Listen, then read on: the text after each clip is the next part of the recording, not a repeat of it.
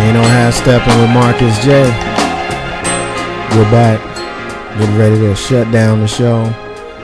Yeah, I know Big Roof's not happy about it, but we got to get ready to get on out of here, man. You know, last week we went like 45 minutes over, and we definitely can't do that. Definitely can't do that tonight, but definitely glad to have everybody who listened to us today, who listened to us on MixLR, who listen to us on globalscaleradio.net. We appreciate it. It's because you guys that we are the highest rated show on globalscaleradio.net. So I'll hold on to my thank yous for just a moment and give Carlton Banks his opportunity to end the show in his moment that we like to call Carlton's Corner. You up, bro? You know what? This was a funny weekend. Funny weekend. Had a birthday, so celebrated. Good thing. I have a twin brother. All right? And in twin brothers, you know, he's not on Facebook. I'm all cool with that. He's cool with that. He doesn't need to be on there. My brother ain't been on Facebook ever. People ain't seen my brother ever. How y'all gonna wish both of us a happy birthday? I mean, really? Really? You using my page to wish my brother happy birthday. Suppose we want twins. His birthday the day after mine. Y'all gonna still wish him happy birthday on my page? I just want to know this. I've been on Facebook since it came out almost, and it doesn't fail. But every year, somebody wishes my brother a happy birthday. Another thing about this thing about a birthday, my name is right there. How you misspell my name? How you gonna be sitting there on my page, looking at my name and misspell my name? I mean, really? I like the vowels in my name, people. All right, I got 2.5 vowels in my name. All right, can y'all give me my vowels? I mean, for real. Last but not least, let's go back to this thing about forgetting my birthday.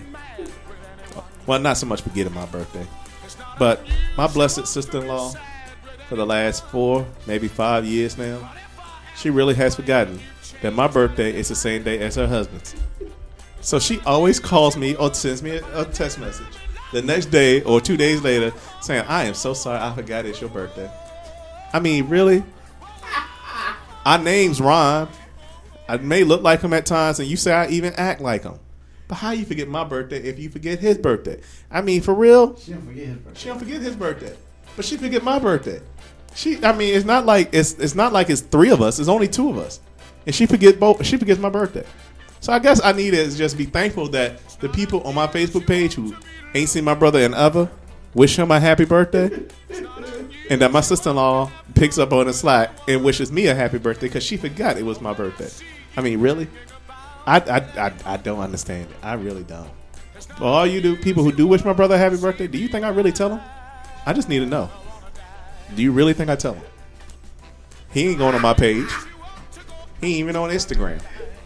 Heck, he barely play Words with Friends. Yeah, he does text message about 20 hours later. So, you know, that's just my little rant. Ain't no half stepping on Marcus J. Listening to Carlton Banks fuss about his twin not really being a social type of fella, but you know, it is what it is. You know, it is what it is. Big Rube, you ready to smash him, brother? Of course. Now it's Big Rube. It's a smash. You know, I was watching Super Bowl and stuff, and I wanted to talk about it earlier, but I figured I'd talk about it today. These people hate for no reason. I mean, hate. Now, don't get me wrong. I like to say I'm a certified hater because when I hate, at least I got... Nah, man, I say hater, not hail to the Redskins. Get it right. When I hate, I got at least reason to hate. But, you know, all these people who are hating on the GoDaddy commercial last night, man, y'all need to stop tripping. For real, though. Y'all really need to stop tripping. You just mad. I know people out there know which GoDaddy commercial I'm talking about. I'm not talking about the one when they're in the plane. I'm talking about when the extremely sexy swimsuit model Barbara Fowler kissed that dude you might have seen on TV for a couple times, and I guess a quote-unquote nerd status, and kissed him rather deeply, even went as far as to put her hand in his curly locks. Because you know what? She is like, hey, I'm getting paid for it. And you know what? If I'm going to kiss somebody, I might as well do it right. Now, this morning, of course, because let's don't get it twisted. This morning, Good Morning America had the two up there. After everybody on this planet who cares said that is the worst commercial ever. Now, first of all, I can understand how women think it's the worst commercial ever. Because let's just be honest. Most of y'all shallow. So, y'all thinking, oh, the dude is ugly? So, I'm not kissing no ugly dude. Really? Really? Now, for all the dudes who say they ain't like it, you just mad he wants you. You just mad that you won't kissing that woman. Now, they even went out into the street and was like, they were showing people the ad, and people were like, ugh, I don't want to see that. Hold on, man. First of all, y'all need to stop tripping. You may not want to see it, but you ain't turn it. He gave you a whole 12 seconds of them kissing for you to turn TV, and you chose not to do it, even for a split second, because you could have clearly turned to 10 guys, 10 things I hate about you that was on TV last night, or how to lose a guy in 10 days that was on TV last night. The reason why I know that because I didn't watch all the Super Bowl because it got boring to me, and I just flip channels because when nothing else on TV, just flip channels. But you know, this country is making such a hypocritical issue of this ad. This ad, two people got paid to kiss each other. First of all, if I'm that dude is the happiest dude on the planet. Because let's just be real, the dude not exactly in shape. He's got curly hair. His face was red. He's 34 years old, you know, and most women would just find him unattractive. But you know what? He did something that a whole bunch of other people ain't never gonna do. Kiss a Sports Illustrated swimsuit model in the lips with some tongue. Sorry about that, PG-13. You know, and if you really want to see some dirty, go to GoDaddy.com because they got the full uncut version of what they wanted to play on TV, on their station, on their website. No, she's not naked. But you know what? I find it appalling that the country that we live in has so many double standards. Why can't that man end up with a woman like that? Maybe he's got great personality. Maybe he's got a great pocketbook. Maybe he's got something below his waist. You know what? I don't know. I don't care. I'm not him. It had nothing to do with it. But to sit here and turn your nose up like he is the most disgusting thing on the planet, or to sit there and be like, ugh, why they kissing? First of all y'all hypocrites out there talking about why these two people kissing on TV, at least they getting paid for it. You make the rest of us watch it in public. So y'all need to stop tripping. Furthermore, you know, it's a good commercial. You want to know why? Got people talking about it. All these places who graded all these commercials last night gave it an F, F plus, D to the infinite power. They hated it. No, they didn't hate it. You were just too scared to admit that it was daring. And you know what? You sat there and watched it. And you probably watched it 2 or 3 times because you need to make sure you saw what you saw. Are you disgusted by it? You only disgusted because it wasn't you. Especially if you're a dude. And if you're a lady, you're only disgusted because the dude won't cute. If the dude was cute, I mean, you'd have watched it all day. AKA The Notebook. How many times do women watch The Notebook? 3 and 4 and 10 times. Dude, they kiss each other at the end of the movie all the time. You've seen it 20 times. Stop watching it. All I'm saying is, our world's full of double standards. Our world's full of hypocrisies and a bunch of people who feel like they can put their opinion on the rest of us when you just need to see it for what it is. Hey, this dude got paid to kiss a swimsuit model and tongue. That's all it is. Ain't nothing big, ain't nothing small. But the dude was happy. But more importantly, that wasn't even the best commercial of the night. The best commercial of the night was the Montana joint. That was a great. What was it? The Montana. I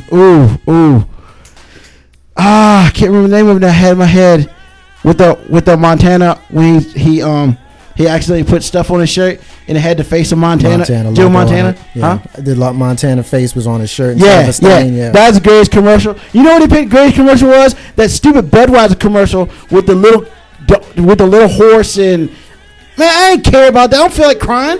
Man, cute my patootie. I don't care about cute. I don't watch Super Bowls for cute commercials. I don't watch the Super Bowl to see a pretty girl, an ugly old man. I don't care. You could put Pee Wee football on at halftime, and I would be just as happy as I am with Beyonce, Prince, Eris. I could care less who you put. You want to impress me? Get Bob Marley out there to do halftime. That's the only way that I would care. And ladies and gentlemen, that's never going to happen. Obviously.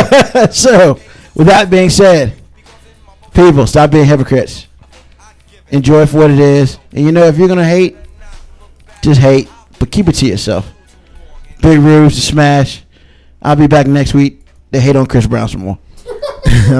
Ain't no hashtag remarks, Jay. I stole a little bit of your thunder. I'm sorry, Big Rube, to jump in on your rant, but I mean, I just need to make the point since you were bringing it up. I could care less about halftime. I don't care. I don't watch football to see Beyonce or Aerosmith or Tom Petty or Madonna or Michael Jackson or, you know, Janet Jackson's boob. I really don't care. I don't watch the Super Bowl for none of that. And nobody wants to see Rebe Jackson. Yeah, I mean, you know, seriously, I don't care about none of that. And to be honest with you, I don't really care about the commercials. I mean, yeah, you get some ladies that might watch that don't watch otherwise. And last night, I think they got the biggest pop that any Super Bowl had ever gotten, or they were certainly up there. Like 112 million people watched the Super Bowl last night. I can't say that a lot of that was because the ladies was watching and watched the, you know, the commercials. I know of at least one lady that, I'm not being disrespectful, ladies. I know some of y'all like football, but I know of at least a couple ladies who specifically texted me last night to tell me they enjoyed the commercials. But that ain't my rant, but I just needed to get that out. Ain't no half stepping with Marcus J. I see you out there, said, sorry I didn't get your quote in earlier, talking about BET is the new black MTV. I agree with you wholeheartedly on that one. And Hakeem, yeah, Big Ruben here wilding. He always wilding. That's how he roll and whatnot. But you know, he's our boy and we love him. Ain't no half stepping with Marcus J. So I want to at this point just first of all thank everybody who joined us tonight. I want to give a special thanks to my man Mike, good friend of mine. We go way back in Jersey, and he's a 49ers fan. He was a good sport, came on the air like he said he would, talk to us about the 49ers performance last night in the Super Bowl. Thanks to Phil, who's also a good friend of mine here in the Richmond area, who his team won the Super Bowl last night as a Baltimore Ravens fan. So want to thank him for being with us. Of course, we want to thank K-Dub for joining us in the first segment. And a special thanks to Dawood Anyubile, who joined us and shared with us the information about Brother Man Comics as well as Big City. So that was fun. Good conversation. I'm glad that he was here. We had technical difficulties in the prior segment, so we didn't get a chance to get to the missing child, but I do have it now. It's already up on the fan page and on our personal pages. This week's missing and exploited child is Africa Claiborne, endangered runaway, whose date of birth is November 21st, 1998. She's been missing since January 20th, 2013. She's 14, from Paterson, New Jersey. She's a black female who stands 5'7", 175 pounds, with black hair and brown eyes. She was last seen on January 20th, 2013. She may still be in the local Paterson, New Jersey area. Africa Claiborne has Kia tattooed on her abdomen and I'm different tattooed on her lower back. If you have seen Africa Claiborne, please contact the National Center for Missing and Exploited Children at their website, missingkids.com, or contact them by phone at 1-800-THE-LOST, 1-800-843-5655. 5678. Africa Claiborne, please bring her home to her family. At this time, it's time for myself, Marcus J, to kind of go through with my own rant. And, as everybody knows, that this month is Black History Month. And so I will personally be making sure that every single rant that I do this month will have some sort of Black history theme.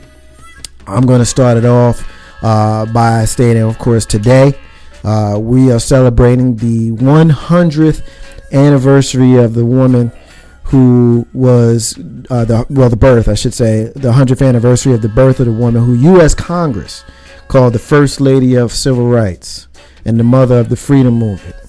And that would be Rosa Parks. Today would have been her 100th birthday, Rosa Louise Macaulay Parks. Now, to most of us, Rosa Parks' story is well known. December 1st, 1955, Montgomery, Alabama. She refused to obey bus driver James F. Blake's order to give up her seat in the colored section to a white passenger after the white section was filled. Now, what many people don't know is that Rosa Parks wasn't the first person to resist bus segregation. Others had taken similar steps. That includes a woman by the name of Irene Morgan all the way back in 1946. Sarah Louise Keyes also in 1955. And Claudette Colvin just 9 months before Parks. The NAACP organizers believed that Rosa Parks was the best candidate for seeing through a court challenge after her arrest for civil disobedience because as a secretary of the Montgomery chapter of the NAACP, she obviously was well-spoken as well as being an educated person. Now, her act of defiance and the Montgomery bus boycott became important symbols of the civil rights modern movement. She became an international icon of resistance to racial segregation. Organized and collaborated with civil rights leaders, including Edgar Nixon, who was the president of the local chapter of the NAACP, is, of course, Reverend Dr. Martin Luther King Jr., the new minister in town, who obviously gained national prominence because of the civil rights movement. Rosa Parks once said, quote, "People always say that I didn't give up my seat because I was tired, but this isn't true. I was not tired physically. No more tired than I usually was at the end of a working day. The only tired I was tired of giving in." End quote. Now that quote inspires me because it shows the spirit of a woman who had enough. Plain and simple. It shows that through trials and hard times, a person can come to a point where their eternal strength will push them to a moment of clarity. Ms. Parks basically said, you know what, this ain't fair, and I'm not going for it no more. She was not looking for accolades or for the world to revere her. She just wanted to be treated fairly. Oftentimes, it's those whose internal strength pushes through that makes the biggest impact. And Rosa Parks was one of those people. She's inspiration to all people. She stood in the face of the unknown, knowing that what she was doing was the right thing, and she was fearless about it. Eventually, she ended up leaving Montgomery for Hampton, Virginia, then on to Michigan, where Congressman John Kyers hired her as a secretary of receptionist for his congressional office in Detroit, and she held that position until she retired in 1988. And upon her passing, in a CNN telephone interview reflecting on her, Conyers recalled, quote, "You treated her with deference because she was so quiet and so serene, just a very special person. There's only one Rosa Parks." End quote. And although Mrs. Parks never had any children, of course, she gave her life to the civil rights movement.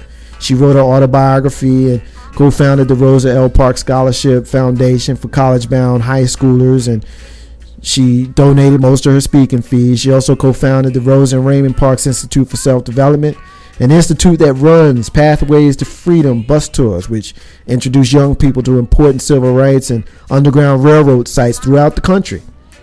And though her health declined, she continued to make appearances and devoted considerable energy to those causes. Rosa Parks was still an inspiration in life as she is now in death as we celebrate the 100th anniversary of her birth. This unassuming woman displayed a quiet strength that can be seen as an inspiration. Unimposing, she's the epitome of power, of nonviolence, and lived most of her 92 years humbly and without worldly possessions. What she possessed was far more important: the passion for her people and a desire to see to it that everyone was treated equally. For that, she should be celebrated for the balance of recorded history. That's the Marcus's unrelated rant. It ain't got nothing to do with what we here talking about today. At the end of the show, we appreciate everybody hanging in there with us. I want to say peace to all the stars and to all the squares. In the abundance of water, the fool is thirsty. Those are the words of Bob Marley. Ain't no half stepping with Marcus J. We'll be back next week. Follow us every single week on MixLR. We'll always be there. Ain't no half stepping with Marcus J. Be back next week. Peace.